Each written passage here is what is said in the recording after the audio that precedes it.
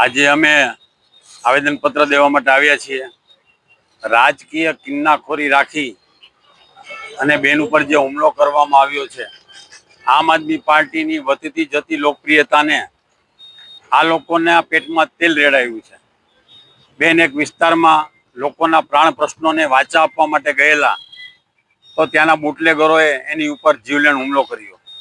આજે ગઈકાલથી તે મધુરમ હોસ્પિટલમાં દાખલ છે, એમને આઈસીયુમાં રાખવામાં આવ્યા છે. આજે ભાજપ દ્વારા ભાજપના ઇશારે જ આ હુમલો કરવામાં આવ્યો છે.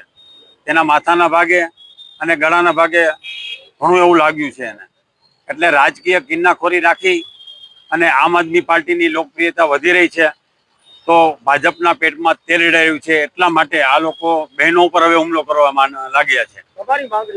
અમારી માંગણી એ છે કે આ હરસંઘવી કહે છે કે અમે આવા બુટલેગરોનો અમે વરઘોડો કાઢશું, તો આનો વરઘોડો કાઢો અને આ લોકોને કડક ને કડક સજા થાય એવી અમારી માંગણી છે.